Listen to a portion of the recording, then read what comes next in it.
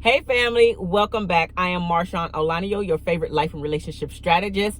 And a few days ago, we talked about criticism and are you a critical person? We were determining if you were a critical person. And if you're watching this, you're probably coming back to see how criticism damages your relationship, and that is what we're actually talking about today.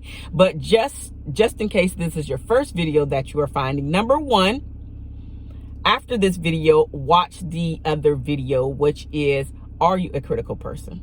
Because maybe you're doing some things and you don't know. The second thing is hit the subscribe button so you can see whenever I have a video like this that comes up. The third thing is to remember that there is a playlist for these videos, so you can go ahead and check them out. Again, criticism or being a critical person is a very, very high marker for getting a divorce. So we want to stop doing these things. This is also the second word or the second horseman out of the four horsemen that Dr. John Gottman speaks about. Again, after this, all of these will be in a playlist. So at some point it'll come up and you can click on it and watch all of the videos in it. So we already covered contempt, and now we are covering criticism, and then we have two more for the entire series. Okay, so with that being said, this is video number 2 from the what are we doing?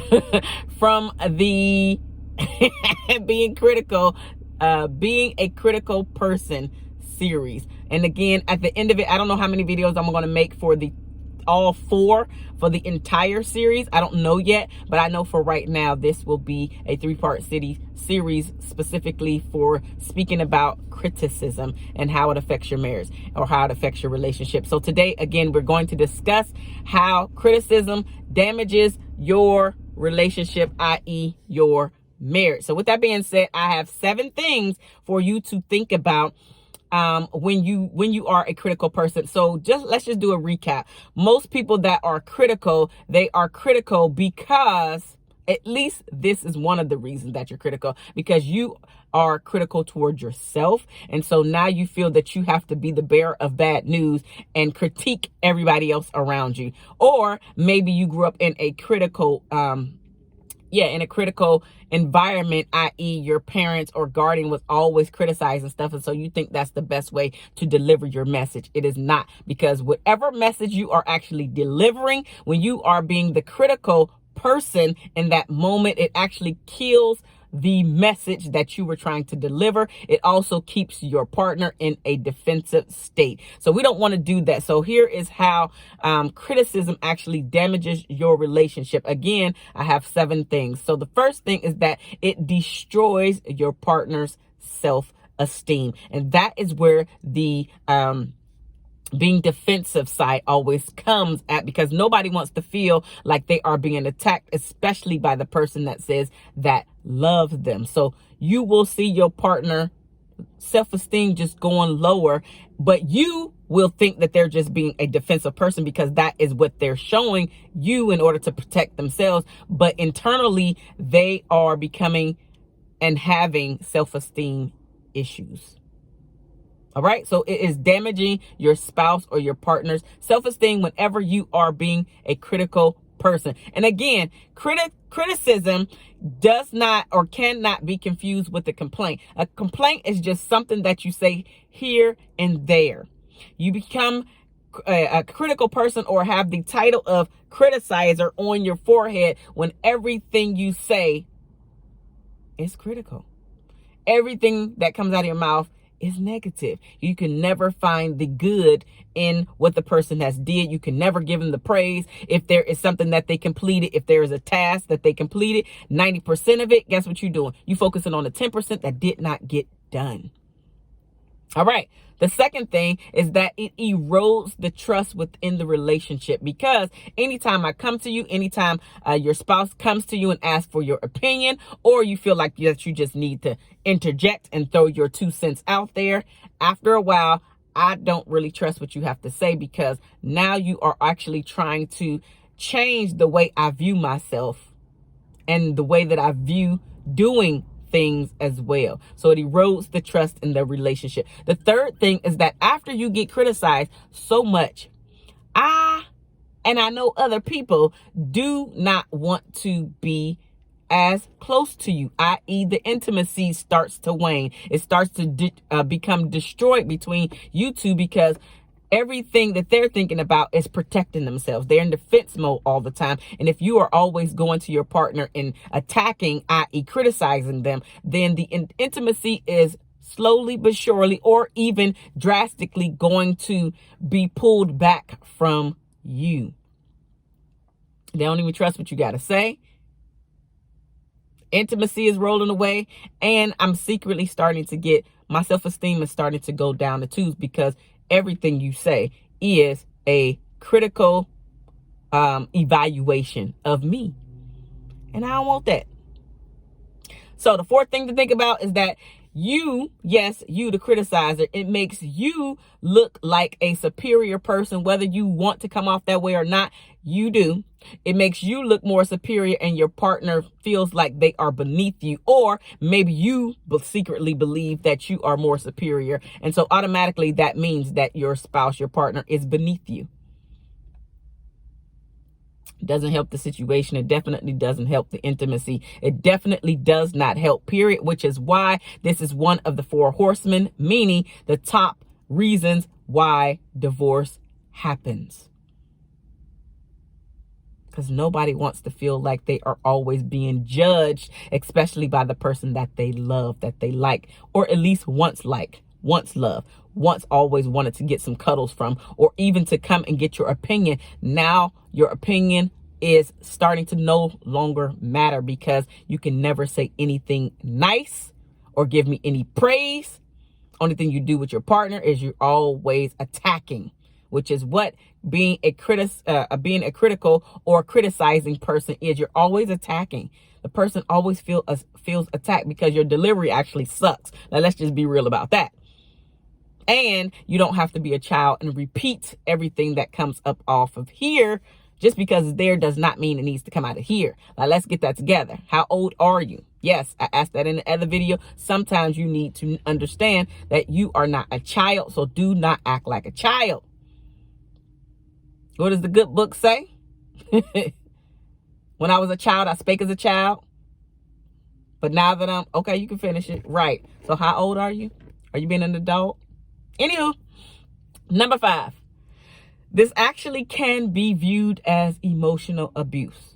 Now, there's different levels to all of this. And some people might say, no, I'm not an abuser. I'm not an abuser. Listen, please understand this, that emotional abuse is just as dangerous and devastating as being physically abused. Just because you cannot see the bruises on the outside does not mean that your spouse is not carrying around bruises at the hands of you.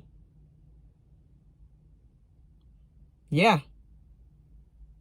So your title, criticizer, i.e. abuser. Like, let's just be real. Let's be real. Number 6, you and your spouse start to behave more like enemies than 2 people that's working as a team, 2 people that's trying to build an empire, 2 people that's trying to build a life together, 2 people that's trying to raise children together. You guys start to become enemies toward one another. You hate one another, and your actions start to show it. This is a list for how damaging it could be to your relationship. Obviously, the end result could be that you guys end up divorced, which is why we're talking about this in the beginning, so you can correct all of these things and get it under control, because it's not that serious. And you can say anything. I totally believe that, but a lot of times you become a criticizer because of your delivery style. It's really not even the words that you're speaking. It is, but it's more about the way that you are delivering them, as if, again, you feel like you are more superior, or that you are always right and your partner is always wrong. It don't work like that. Nobody is always right. Nobody is always wrong. So don't behave like enemies toward one another. You, as the criticizer, needs to get this under control. Find out how to deliver said message in an honorable, loving way. Number 7, if you haven't noticed, you as the criticizer, because your spouse is or partner is always in defensive mode, there are more fights between the two of you. And the good times start to disappear and become very, very in the long distance. They're not even here in the present tense. They were in the past. The fights will increase the more you criticize. Or maybe not physically fighting or argument. It's just the defensiveness. But usually this leads to fights, for sure. The arguing, bickering, going back and forth, maybe even taking it to another level with the name calling. Again, this can be seen as emotional abuse. So please understand that. And then as a bonus, got a bonus for you. The sense of us disappears and the emotional distance starts to grow. All of this is not leading to you two becoming more intimate. You guys are not growing together. You're growing apart.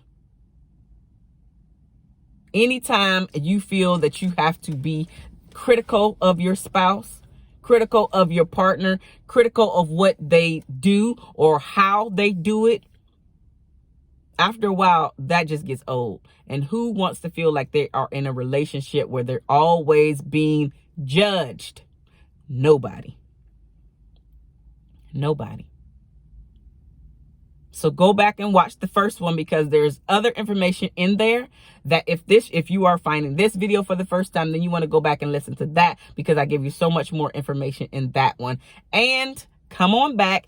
Hit the subscribe button or the icon with my lovely face, because again, this is a series and I am trying to help you. This is my mission, which is to decrease the divorce rate while simultaneously increasing the marriage rate, but also to build better relationships. Each and every one of us can do something better within our relationship, whether it's speaking to our partner better, whether it's stop the nagging, the bickering, the cussing, the fighting, the punching walls, or even punching your spouse. Like whatever it is that you need to work on. I already asked you earlier this year, what is it that you're willing to do differently in order to get different results in your relationship? See, everybody talks about goals at the beginning of the year, and we are already 2 weeks into the year. How many of you are still working on your goals, your relationship goals? Because that's what we're talking about here.